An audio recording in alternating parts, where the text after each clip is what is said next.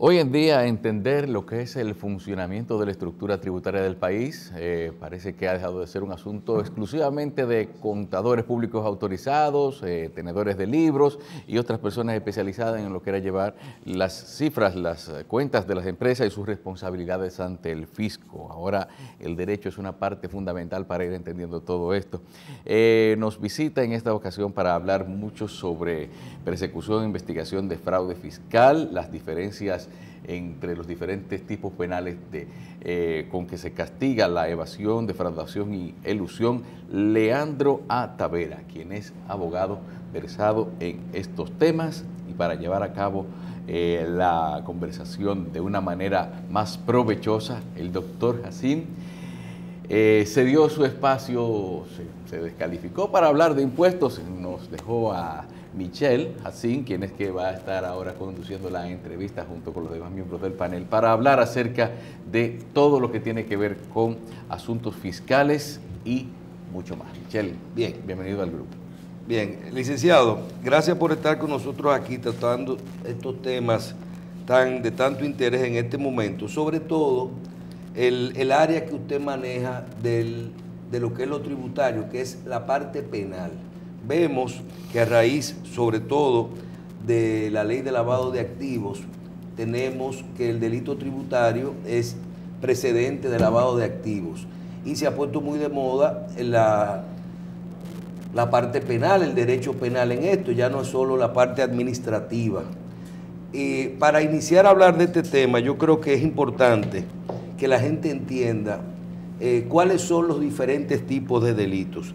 Se habla de evasión, defraudación, elusión. Vamos a definir un poco los conceptos para que la gente entienda qué son delitos administrativos y qué son delitos penales. Gracias. Agradecemos sobremanera la invitación que nos han formulado a los fines de poder construir y colaborar en torno a esta materia tan especializada que necesita sobre todo del debate y de muchas discusiones, porque es una materia especializada. En la República Dominicana no tiene una cultura de persecución tributaria arraigada como la tienen otros estados y otros modelos. Nosotros tenemos un código que se aprobó el 16 de mayo de 1992. Ese código tributario, con 26 años, si no me equivoco aproximadamente, es un código tributario que construyó un modelo y una estructura para ese tiempo de persecución un poco contradictoria con lo que es el Código Napoleónico de 1884. Entonces, cuando usted hace un símil entre algunas figuras jurídicas de persecución tributaria que se consignan en ese código de 1992 y el Código Napoleónico de 1884, nosotros tenemos el Código Penal, que es el Código Penal nuestro. Nosotros tenemos un Código Penal de 1884. Entonces, y la sociedad ha ido avanzando, lógicamente. Todos sabemos las discusiones que se han verificado por la instauración de un nuevo código, pero al margen de todo eso, en el plano tributario, esa promesa que en el artículo 1 del Código de 1992 se estableció de que se fueran incorporando, en la medida en que se realizaban reformas tributarias, se fueran incorporando leyes para adaptarlo a la realidad jurídica y social, no ha sido así en la materia penal tributaria, no ha sido de esa manera. Mientras otros países ya van avanzado en lo que es el modelo, en lo que es la división, tienen materias procesal, penal, tributaria, tienen materia tributaria netamente, tienen materia penal tributaria, tienen materia constitucional tributaria. Nosotros todavía discutir esto suena como extraño, y es precisamente figura, por eso es que la Dirección General de Impuestos Internos, por esta distorsión y esta dispersión que hay, es precisamente que nosotros entendemos que la Dirección General de Impuestos Internos en esta etapa está incurriendo en algunas arbitrariedades, no quizá no decidida de manera deliberada, sino producto del desconocimiento que hay en la materia. La Dirección General de Impuestos Internos tiene una fiscalía no especializada, sino una fiscalía adscrita que maneja los temas de persecución. El Código Tributario es el que manda a que inmediatamente la administración identifica en las labores de fiscalización, en las labores de manejo diario de los temas netamente tributarios, no penales, sino administrativos. Está observando la contabilidad de una empresa a través de los envíos en los formatos 606, 607. A partir de ahí, identifica que hay un indicio razonable de una operación sospechosa, que puede haber dolo. Inmediatamente, dice el Código Tributario que tiene que desapoderarse y apoderar a lo que es la figura especializada y que tiene la calidad habilitante, el Ministerio Público, lógicamente, que es el que maneja los asuntos penales, todos. Pero ¿qué sucede? Que hay un tema, y esto es un producto de un debate a nivel latinoamericano y todos los países, la mayoría han tomado medidas.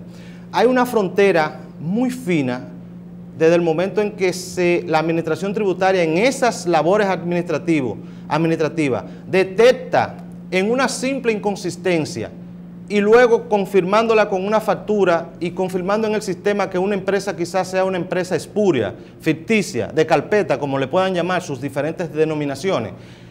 En ese momento, la administración tributaria, por ejemplo, continúa haciendo la investigación y ha llegado al punto de crear un departamento, una gerencia que se llama la Gerencia de Investigaciones y Fraudes Fiscales.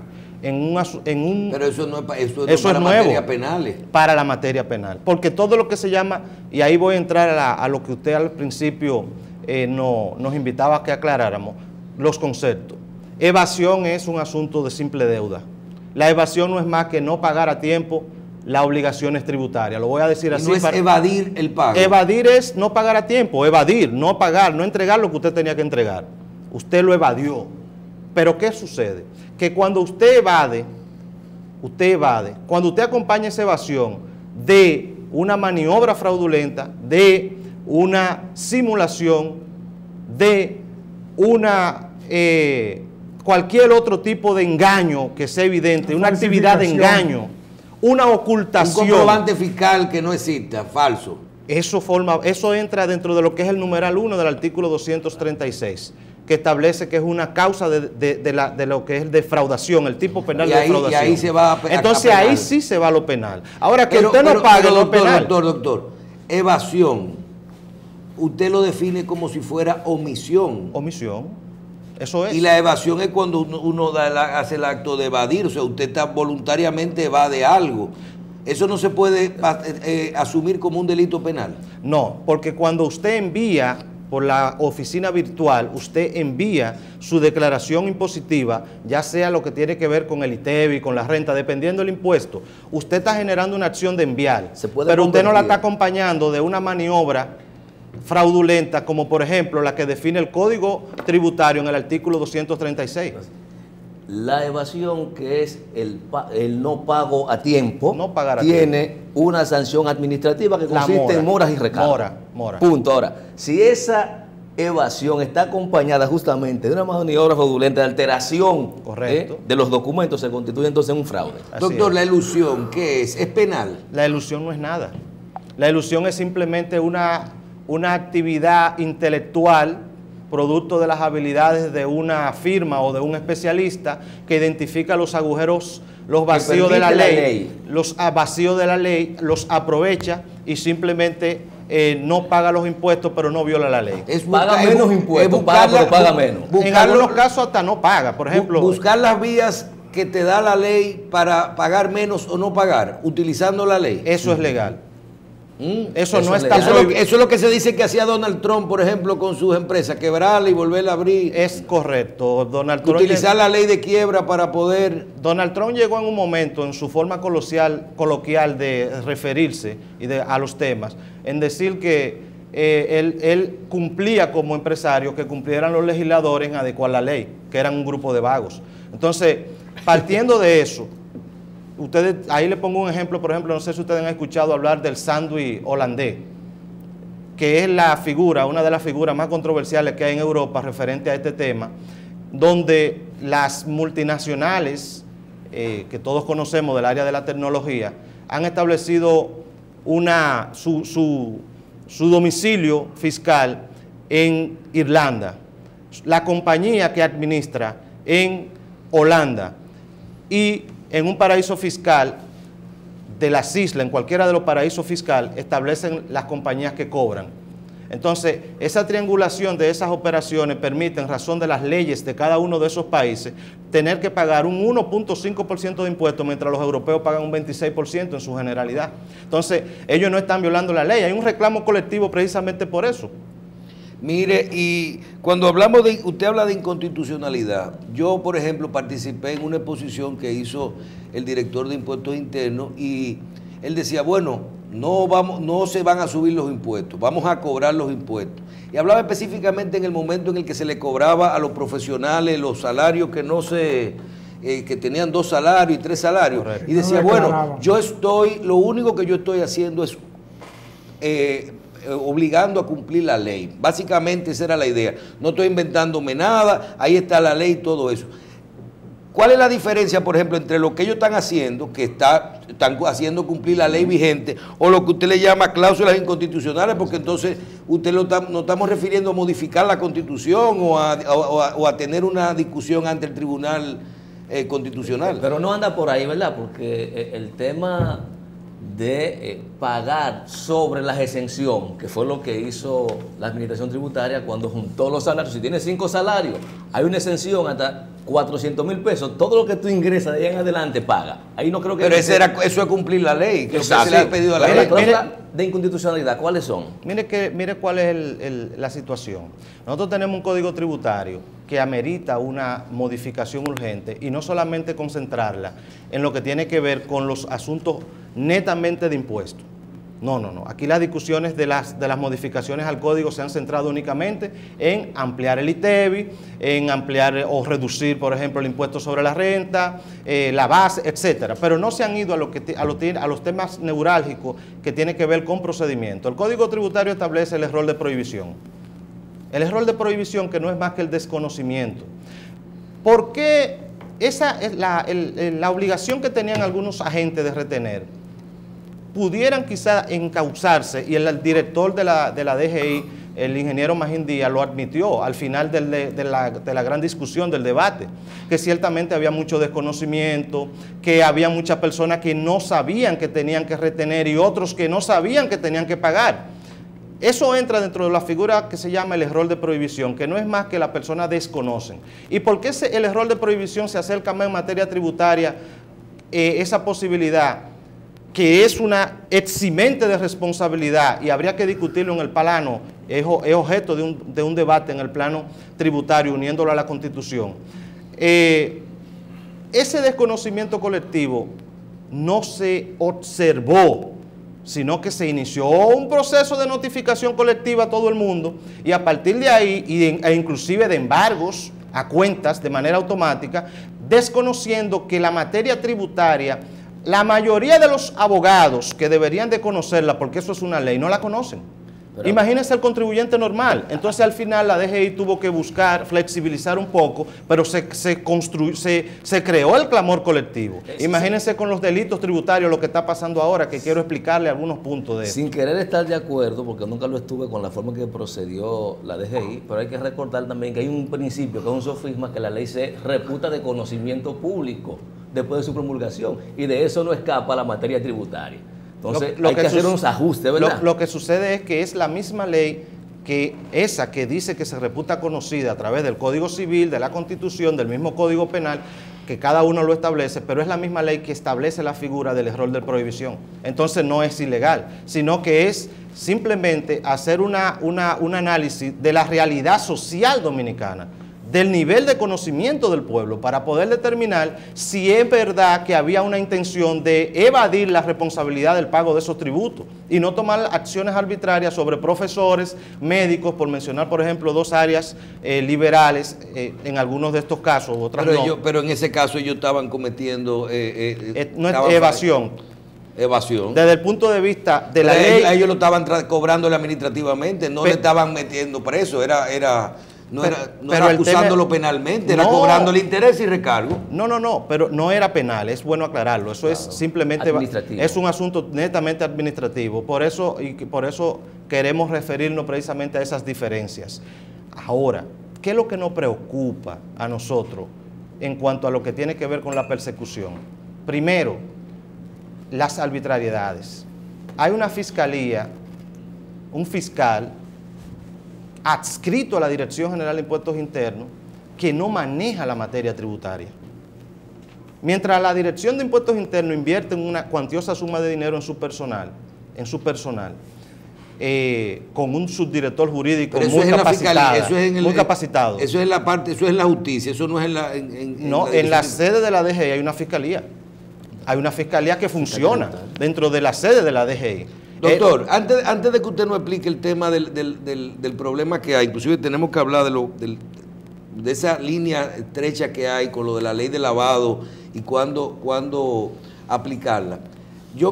Nos llega la pregunta, ¿hasta dónde tiene la Dirección de Impuestos Internos capacidad de acción con respecto a la parte administrativa y la parte penal? Nosotros vemos en un momento dado que la Dirección de Impuestos Internos puede fiscalizar una empresa, pero también vemos a veces un letrero puesto cuando una empresa no paga los impuestos y ya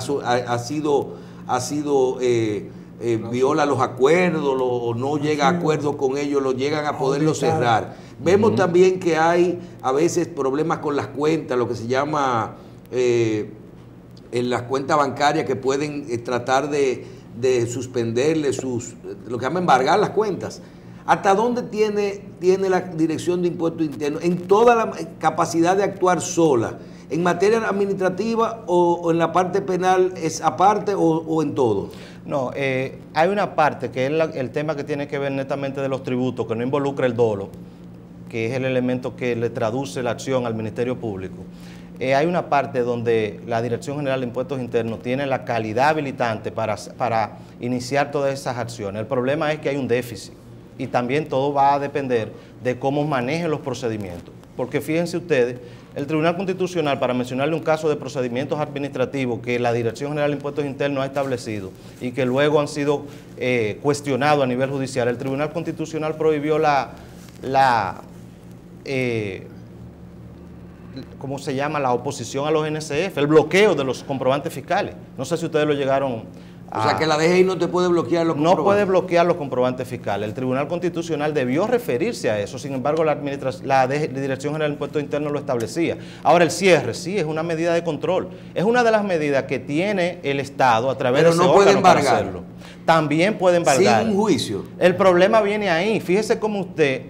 me dice, sin un juicio, es que el debido proceso aplica para toda materia, también lo ha dicho el Tribunal Constitucional. Entonces, cuando hablamos del embargo, tenemos que cuestionar procedimientos como la notificación, quién tiene la calidad para notificar, cuándo debe notificar, el ejecutor administrativo, ya en la última fase, el efecto suspensivo del recurso que no se está respetando. Ahora mismo usted incoa un recurso contra un embargo que instrumente la Dirección General de Impuestos Internos y no hay un efecto suspensivo de la acción y su empresa está parada. Entonces, hasta cierto punto, le están diciendo a usted que un proceso judicial, como vemos nosotros, que el tránsito en los procesos judiciales conlleva tiempo de más de 1, 2, 3, 4 años, entonces usted no puede estar con su cuenta bloqueada 2, 3 o 4 años. Cuando siempre se respetaba el efecto suspensivo a nivel recursivo, que va unido a ¿qué? Y ahí volvemos a las cláusulas constitucionales, a la presunción de inocencia, que es un principio universal, que va unido a la seguridad jurídica, que va unido al principio de legalidad. Entonces, estos principios que en otro sistema han sido acogidos como la materia constitucional tributaria, aplican, y lo ha dicho el Constitucional de manera reiterada, para todas las materias, incluyendo la administrativa. En ese sentido, nosotros vemos y nos llama la atención que la Dirección General de Impuestos Internos participa en el CIAC, por mencionarle un ejemplo, que es un órgano de administración tributaria regional, que tiene un código modelo que establece y promueve las buenas prácticas. Cuando nosotros vemos que cuando están allá, la administración tributaria dice, por ejemplo, hay que respetar el efecto suspensivo, y aquí no lo aplican en la instrumentación de las políticas. ¿Qué estamos observando? Una evidencia de que hay un choque entre el deber ser y la realidad. Y eso es precisamente lo que nos llama la atención a nosotros, y es una de las razones por las que estamos aquí. Pero en el caso de los embargos retentivos a las cuentas, acuérdate que hay un procedimiento bastante rápido a demanda en validez. En ese aspecto... Ahí hay otro tema.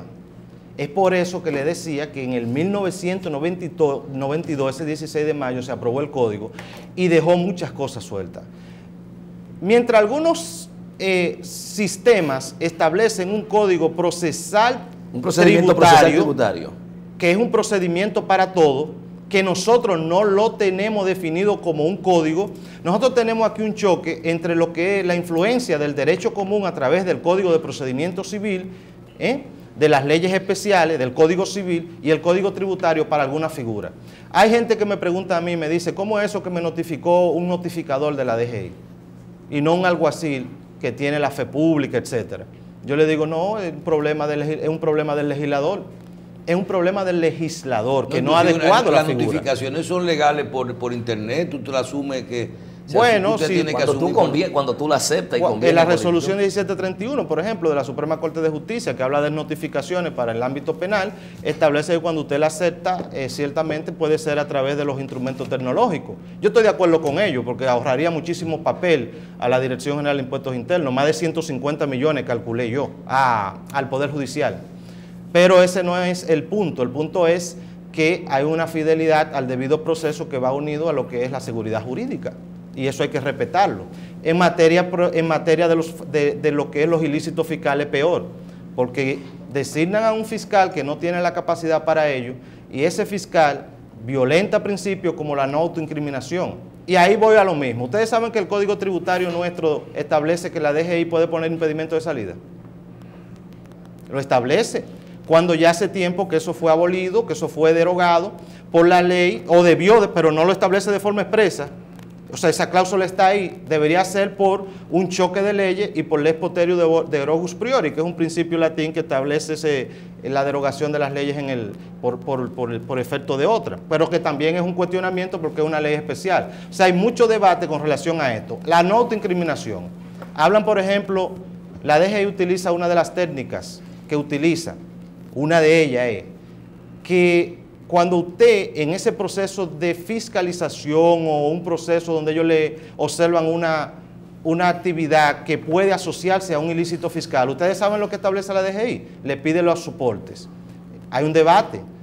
Esos documentos que usted pidió, sabiendo que había un indicio de dolo y no le advirtió que usted podía someterlo, se traduce en una violación al principio de no autoincriminación. Hay varias sentencias que establecen eso a nivel de otros países. Te incrimina. Que es un modelo que utilicen. Deme los soportes para verificar si su factura, si sus deducciones son reales o son ficticias.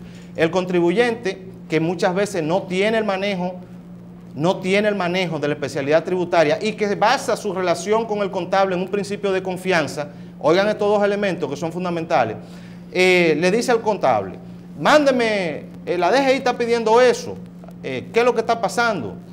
El contable, que quizás actuó de manera propia, de manera autónoma, le envía los documentos a la DGI. Ahí hay una discusión. Doctor, cada persona física, cada persona moral es independiente.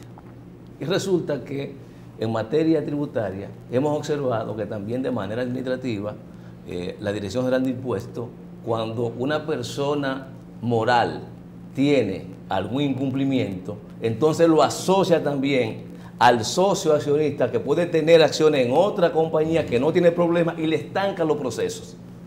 En esa materia, ¿es legal ese proceder de impuestos internos? En la materia penal tributaria. ¿Y administrativa? Porque fíjese que en la materia administrativa hay un tema con esto. Como usted bien lo dice, es una figura jurídica. Es una figura jurídica. Sí, doctor, pero una figura jurídica, el otro día teníamos ese debate. Por ejemplo, en casos de derecho normal, derecho comercial, ¿verdad? Uno ve que la figura, una empresa jurídica, una figura jurídica tiene, por ejemplo, un capital o lo que se llama un patrimonio, 100,000 pesos de cuotas sociales. Al otro tema. Entonces, si tú tienes el problema doble, si es un accionista o gerente, no importa la responsabilidad, la empresa queda mal, entonces le pasa la responsabilidad al accionista o a los accionistas o al gerente. En todas las otras áreas, la responsabilidad es hasta el valor del capital de esa empresa o de sus cuotas sociales. 100,000 pesos, y usted tenía un 25%, un 50%, un 75%, usted es responsable hasta 75,000 pesos. Pero en materia tributaria, teníamos un debate el otro día con unos casos que vinieron a los programas, que la renta te asume el porcentaje de la participación. Total. O sea, no solo se lo lleva persigue a los accionistas y parte de eso y socios, sino que lo quiere decir, no, esa empresa debe 10 millones, tú debes, si tú tienes 50%, 5, aunque la empresa sea de 5 millones. Junior Espinosa decía, la empresa sea de 100,000 pesos, Junior Espinosa decía, pero un momentico, por eso se llama Sociedad de Responsabilidad Limitada, SRL. Explíquenos esto. Hay un tema con esto, la responsabilidad por las deudas. El Código Tributario le da una potestad primaria y un orden de prelación hasta en el cobro de los impuestos a la Dirección General de Impuestos Internos. Eso está establecido en el Código. Eso empezando por ahí. Solamente se actúa lo que tiene que ver con las pensiones de niños, niñas, adolescentes y otras excepciones que se hacen de manera especial por algunas leyes. Ahora, y los salarios, por ejemplo, de los trabajadores. Pero cada quien es responsable por el hecho propio, es un principio que aplica en materia penal. En materia tributaria hay una responsabilidad inclusive hasta de los herederos que heredan el pasivo. Pero hasta el monto de sus acciones en las empresas o hasta su lógicamente, ahí es que vamos. O sea, la responsabilidad va a ser en la medida de lo que yo he convenido dentro de esa empresa. Si yo tengo una acción, se supone que mi responsabilidad debe ser proporcional al monto de esa acción. Pero porque además, hay un principio de proporcionalidad y razonabilidad que está por encima de todo. Las sociedades de responsabilidad limitada lo dicen claro, usted es responsable hasta el monto de su participación en las cuotas sociales. Sin embargo, en materia tributaria, cuando se presenta un conflicto que a veces no tiene que ver con el socio, sino con el gerente, es responsable el socio de la compañía, no hasta el monto de su cuota, sino por la deuda total. Entonces, en esa materia, ¿es correcto ese accionar o no hay una contradicción ahí entre la ley de sociedades y el Código Tributario? Hay una contradicción no solamente con la ley de sociedades, sino con la esencia de la cláusula de la responsabilidad limitada, que tiene que ver con lo que es la garantía y la seguridad jurídica. O sea, usted tiene un derecho, usted es responsable en la medida de sus acciones. Ese principio aplica para todas las materias. Si usted se fue en rojo, usted no puede ser sometido por un asunto de que la placa, aunque la placa esté al día, pero te voy a poner también que la placa, pero vamos a ponerte otra más porque nosotros lo decidimos o está confusa la norma. No, es la responsabilidad por cruzar el semáforo en rojo, simplemente es una infracción y punto. Pero los precedentes y la jurisprudencia tributaria no dice eso. El problema, ahí hay otro tema. Por eso yo le decía del principio que tenemos que adecuar el Código Tributario a la Constitución.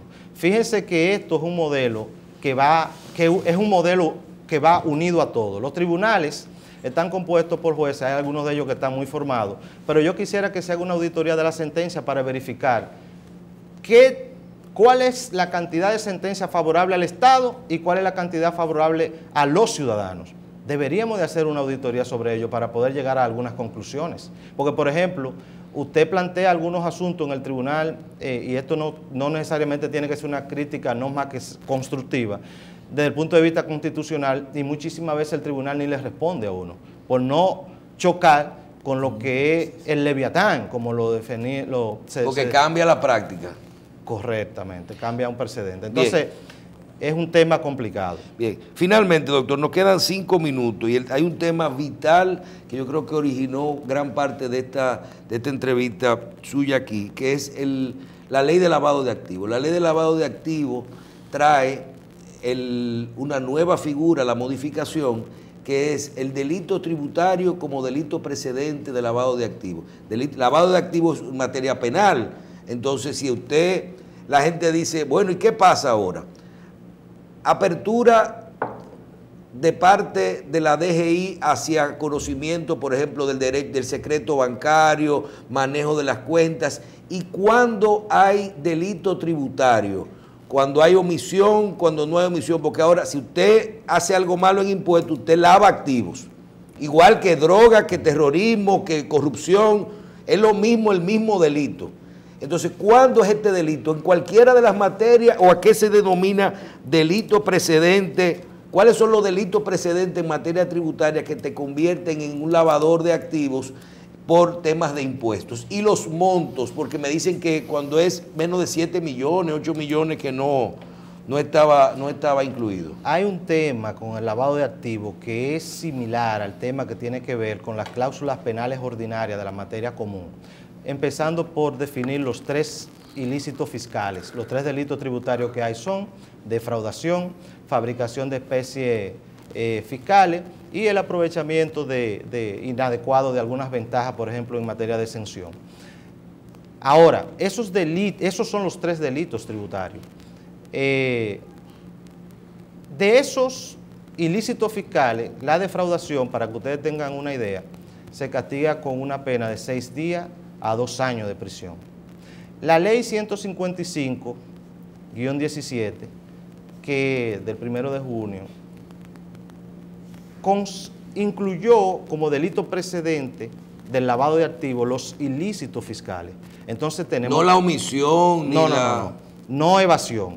No, solamente eso que yo le he dicho, defraudación, que se consuma a través de la ocultación, la maniobra fraudulenta. La intención. Correctamente, la intención, a través de fabricación de factura, conduce, cheques, etcétera. Esos 3 ilícitos fiscales, desde el punto de vista de la ley 155, serían lo que constituirían un delito precedente para iniciar una acción por lavado de activos. El problema, y yo recuerdo que estuve en una de las discusiones de la unidad de análisis financiero, cuando laboraba en la Dirección General de Impuestos Internos en el año yo laboré desde el año 2009 hasta el 16, y del 15 al 16 yo participé en esas discusiones y yo me oponía. Eso me llevó a tener algunas situaciones a nivel hasta interno. Yo decía, ¿cómo tenemos que modificar el Código Tributario para poder incluir una pena más alta a los ilícitos fiscales para que esté acorde con la línea a nivel de penología que ha establecido la ley 155, que considera que son hechos graves aquellos que pasan de 3 años? Entonces, ¿cómo puede ser delito precedente de lavado de activos un ilícito que se castiga con 6 días como pena mínima, que es lo que debemos de presumir? No debemos de presumir la pena máxima, que es de 2 años. Debemos de presumir la mínima porque hay una presunción de inocencia, ¿no? Además, se establece una pena en el Código Tributario. Esa pena de 6 días a 2 años se establece de manera excepcional y con 3 causales, que dice que solamente puede establecerse la pena, es una sanción cuando hay reincidencia, cuando pasa de casi 500.000 el asunto por periodo, y cuando el agente es un asunto que tiene que ver con el agente de retención. ¿No son 6 millones de pesos? No, eso es cuanto a los delitos, porque recuérdese algo. Hay una teoría de la autonomía del delito tributario, del delito de lavado de activos, pero yo le voy a decir, los jueces no han aceptado. Los criterios jurisprudenciales en su mayoría establecen que usted tiene que probar el ilícito tributario precedente, independientemente de esa autonomía. Entonces usted está penando con lavado de activos que tiene una pena, en algunos supuestos el lavado de activos tiene pena de 15, 20, o sea, de pena con un delito precedente de 6 días. Por eso le hablaba de que tenemos que abocarnos a una reforma profunda, pero lo mismo pasa con la falsificación. La DGI, perdón, antes de entrar a la falsificación, la DGI está calificando expedientes de años, del año 2010, 2009, 2011, 2012, 2013, 2014, 2015, en algunos casos con lavado de activos, cuando la ley se aprobó en el 17, y podrán decir, bueno, hay procesos que sí, si tiene, por ejemplo, otros hechos graves, y si tú asumes la otra teoría, y aquí yo concluyo con esta parte, falsificación, la DGI, el fiscal de la DGI en su desconocimiento entiende que la defraudación tributaria se da por falsificación, convive con la falsificación. Eso es imposible. Eso no es posible, señores. El fiscal de la DGI ha hecho una reforma.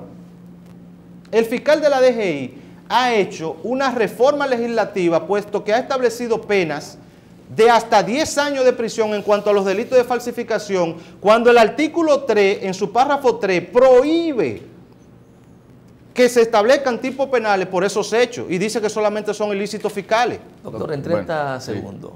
¿Está cometiendo mucho abuso la Dirección General de Impuestos Internos con el tema de la prescripción de los delitos tributarios? Porque muchas veces usted se encuentra que en el año 2018 le están cobrando supuestamente impuestos dejados de pagar en el 2001. Pero si no fueron Si notificados, nunca fueron notificados. no es un abuso. Es claro, las prescripciones son de 3 y 5 años, dependiendo de las causales. Pero si no fueron notificadas. Hay razones, hay situaciones que se dan. Por ejemplo, si el contribuyente declaró, la prescripción es netamente de 3 años. Ahora, si no declaró, es de 5 años. Siempre y cuando no haya sido interrumpida por notificaciones, procesos judiciales o que él se haya presentado a admitir los hechos. O sea, las causales están establecidas. Estamos viendo miles de procesos en donde no se ha generado ninguna actividad subyacente, accesoria, en absoluto, y simplemente la declaración y se establece que no hay prescripción. Bien, gracias. Doctor, gracias. Gracias, Leandro Taveras, abogado especialista en investigaciones y derecho tributario. Penal. Derecho penal. Derecho penal.